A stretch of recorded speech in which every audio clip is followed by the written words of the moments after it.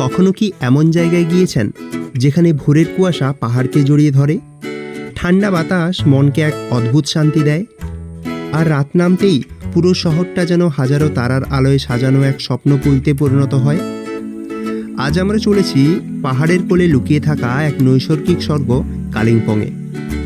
একদিনের কালিম্পং ভ্রমণে আমরা দেখে নেব কালিম্পংয়ের সেরা কয়েকটি দর্শনীয় স্থান, সাথে থাকবে যাতায়াত, থাকা খাওয়ার সম্পূর্ণ বিবরণ।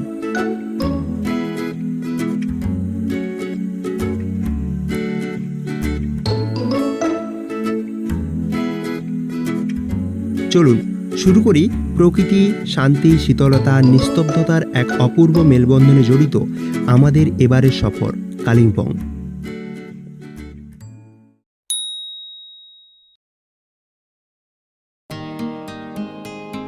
দিনটা ছিল 23শে মে 2026। আমাদের যাত্রা শুরু ছিল কলকাতা স্টেশন থেকে। আইআরসিটিসির ক্যান্টিন থেকে রাতের খাবার খেয়ে আমরা আমাদের ট্রেনে চেপে বসলাম। 03129 Kolkata to NJP special express প্রতিদিন রাত 11:40 কলকাতা স্টেশন ছেড়ে পরদিন সকাল 10:45 পৌঁছায় এনজিপি স্টেশনে। এই গন্তব্যের মাঝে টোটাল 570 কিমি পথ অতিক্রম করে এই ট্রেন এবং মাঝে 10টি স্টেশনে দাঁড়ায়। 11:40 কলকাতা স্টেশনের 2 নম্বর প্ল্যাটফর্ম থেকে আমাদের ট্রেন যাত্রা শুরু করলো। এই ট্রেনে জেনারেল ছাড়াও স্লিপার, থার্ড এসি এবং সেকেন্ড এসির ব্যবস্থা রয়েছে। প্রত্যেকটির ভাড়া আমি স্ক্রিনে দিয়ে দিলাম।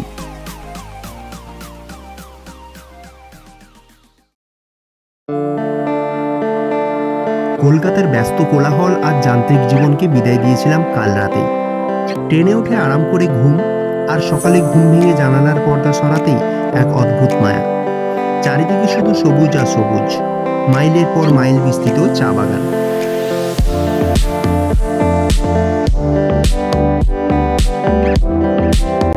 ট্রেনের চাকার ছন্দে ছন্দে অবশেষে এনজিপি আমাদের স্বাগত জানালো উত্তরের এই সবুজ উপত্যকায়।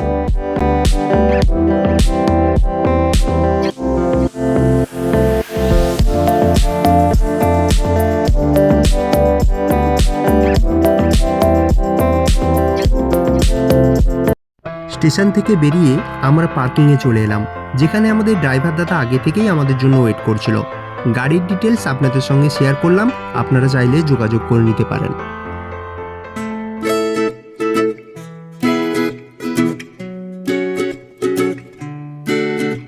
নিউ জলপাইগুড়ি স্টেশন পেরোতেই কংক্রিটের ব্যস্ততাকে পেছনে ফেলে আমাদের স্বাগত জানালো সবুজের সমারোহ। তারপর সেবকের রেলপথ, মহানন্দা অভয়ারণ্যের নিস্তব্ধতা পেরিয়ে আমাদের গাড়ি দাঁড়ালো তিস্তা বাজারে। বাতাসে হালকা হিমেল পরশ আর মেঘরৌদ্রের লুকোচুরি মনে করে দিল আমরা পাহাড়ে পৌঁছে গেছি। সারা রাত ট্রেন জার্নির পর খিদে পেয়ে গিয়েছিল বেশ, তাই একটা পাহাড়ি দোকান থেকে গরম গরম মোমো আর নুডলস খেয়ে আমাদের ব্রেকফাস্টটা সেরে নিলাম। তিস্তা বাজার পেরিয়ে যখন পাহাড়ি রাস্তা ওপরের দিকে পাক খেয়ে উঠতে থাকে, তখন এক অদ্ভুত ঘোর তৈরি হয়। পাহাড়ি বাঁকের প্রতিটা পরতে পরতে যেন লুকিয়ে আছে নতুন বিস্ময়। অবশেষে প্রায় 3.5 ঘন্টার পথ অতিক্রম করে আমরা পৌঁছে গেলাম আমাদের ডেস্টিনেশন ডেলো গ্যালাক্সি হোমস্টেতে।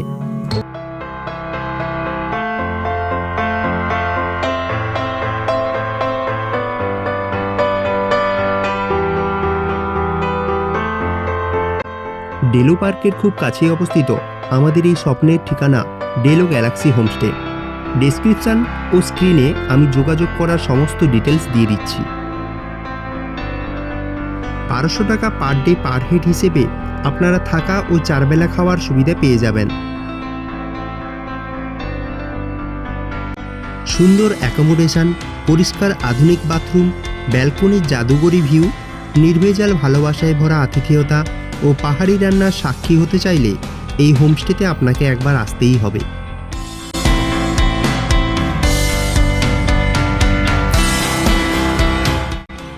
সারা রাত ট্রেন জার্নির পর আমরা বেশ ক্লান্তই ছিলাম, তাই আর দূরে কোথাও বেরোইনি।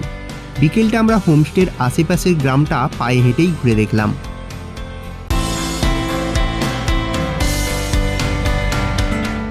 সন্ধ্যাবেলাতে আমাদের স্ন্যাক্সে আছে ভেজ পকোড়া, সাথে লাল চা। দেখা যাক টেস্ট করে কেমন। এক কথায় অসাধারণ, চাটা সত্যিই খুব সুন্দর।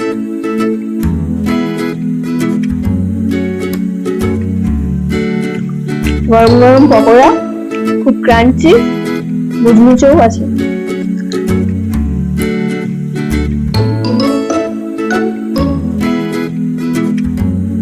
রাতে রুটি আর চিকেন কষা দিয়ে ডিনারটা সেরে নিলাম।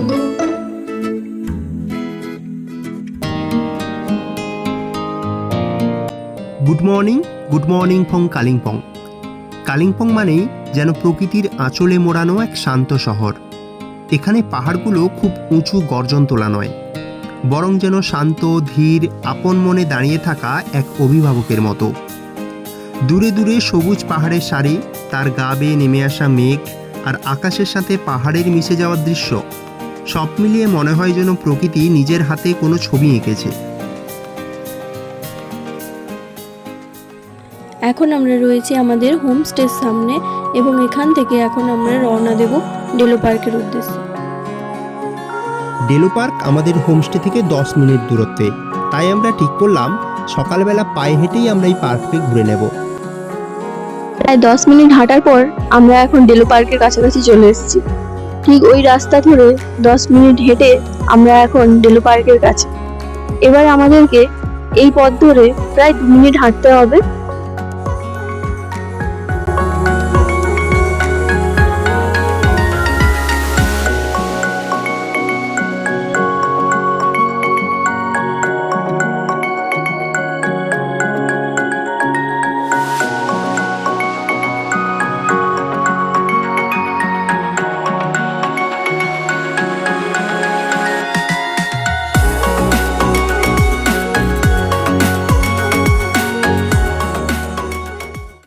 এখন আমরা আছি ডেলো পার্কের ভেতরে। এটাই হচ্ছে কালিম্পং এর সর্বোচ্চ স্থান। আপনারা দেখতেই পাচ্ছেন এখানে লেখা রয়েছে আই লাভ কালিম্পং।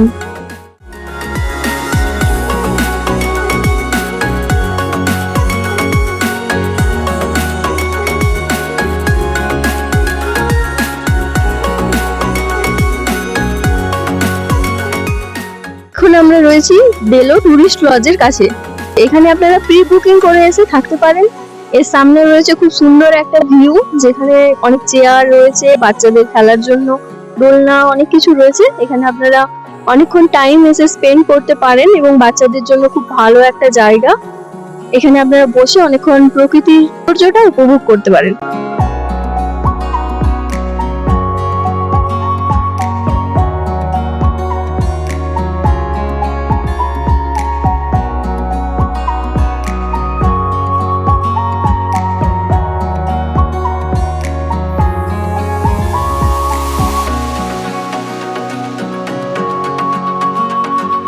এখন আমরা রয়েছি ডেলো পার্কের কাঞ্চনজঙ্ঘা ভিউ পয়েন্টে। ঠিক আমার পেছনেই আপনারা দেখতে পাবেন তিস্তা নদী। এইখান দিয়ে বয়ে চলেছে তিস্তা নদী। আর এখানটাতে আকাশ পরিষ্কার থাকলে আপনারা কাঞ্চনজঙ্ঘা খুব সহজেই দেখতে পাবেন।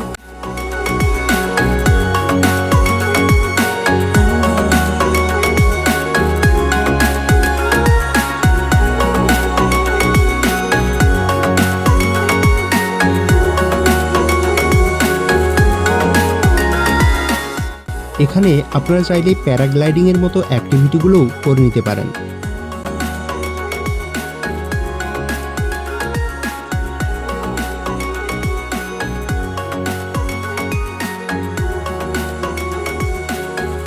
ডেলো পার্কে বেশ কিছুটা সময় কাটানোর পর আমরা হোমস্টেতে ফিরে আসলাম। হোমস্টেতে এসে গরম গরম রুটি আর সাদা আলুর তরকারি দিয়ে আমরা ব্রেকফাস্টটা সেরে নিলাম। তারপর চেক আউট করে আজকে সাইট সিইংয়ের উদ্দেশ্যে বেরোলাম।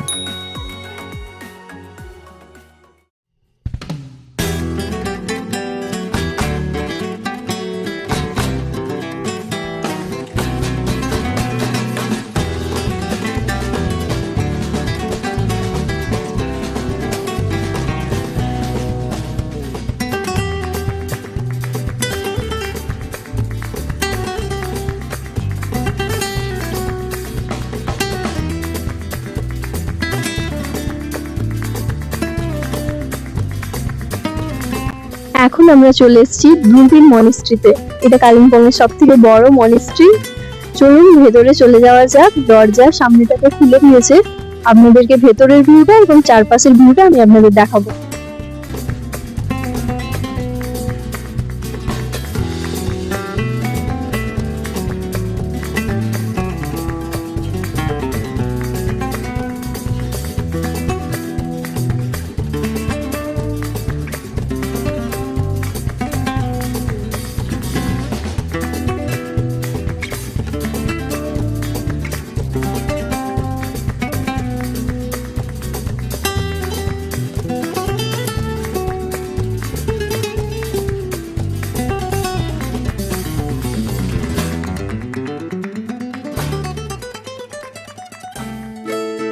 কালিম্পং সাইট সিনিং এ আমাদের নেক্সট প্লেস হচ্ছে গুরু পদ্মা সাম্ভাবা টেম্পল।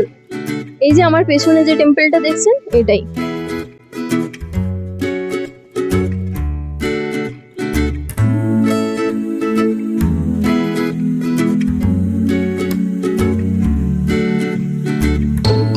এর পেছনে একটা মনিস্ট্রি রয়েছে, যেটা আজকে সোমবার বলে বন্ধ রয়েছে, কিন্তু এইখান থেকে, এই ভিউ পয়েন্ট থেকে যেটা আপনারা দেখছেন পেছনে, এটা একটা অসাধারণ ভিউ।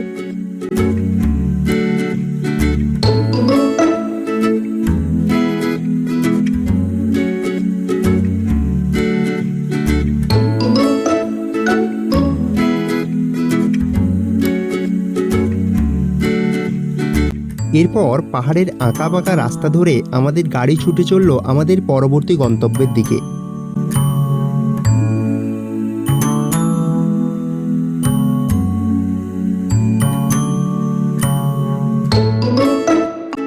এই যে আমরা পৌঁছে গেছি আমাদের গন্তব্য মানসাং ভিউ পয়েন্টে।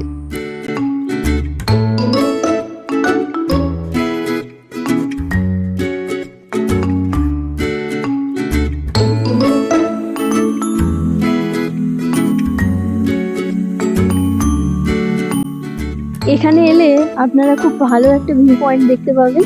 এখানে লেখা রয়েছে আই লাভ মনসাং। এখান থেকে খুব ভালো আপনারা ছবি তুলতে পারবেন, এবং পেছনের ভিউ পয়েন্ট আর সৌন্দর্য তো আপনারা দেখতেই পাচ্ছেন।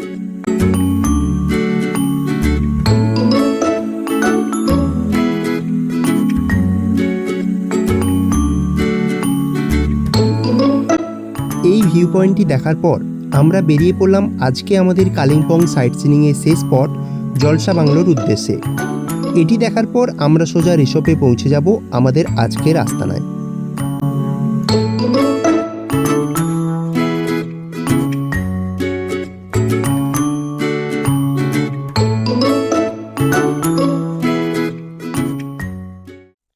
এখন আমরা চলে এসেছি জলসা বাংলোতে। এখানে প্রবেশ করার জন্য আপনাদেরকে টিকিট কেটে নিতে হবে। পার হেড 25 টাকা করে টিকিট। এই দেখুন টিকিট কাউন্টার, ঠিক এখান থেকেই আপনারা টিকিট সংগ্রহ করতে পারবেন। চলুন এবার ভেতরে যাওয়া যাক।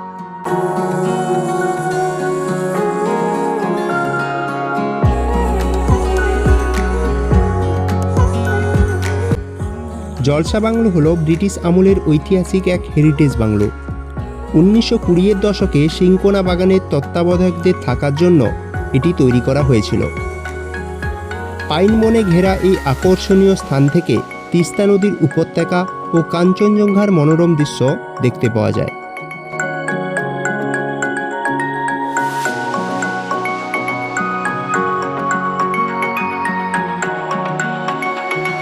হচ্ছে ট্রি হাউস।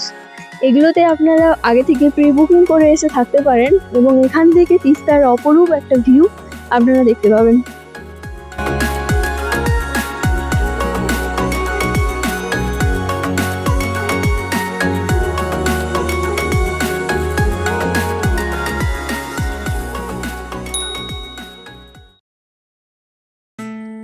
আগামী পর্বে আপনাদের সঙ্গে শেয়ার করব আমাদের এসব ভ্রমণের অভিজ্ঞতা। কোথায় থাকলাম, কী কী জায়গায় ঘুরে বেড়ালাম, সব ডিটেলসে দেখাবো পরের ভিডিওতে। আজ তবে আসি। আর ভিডিওটি ভালো লাগলে একটা লাইক করে দেবেন, আর চ্যানেলে নতুন হলে চ্যানেলটিকে সাবস্ক্রাইব করে দেবেন। দেখা হচ্ছে পরের ভিডিওতে।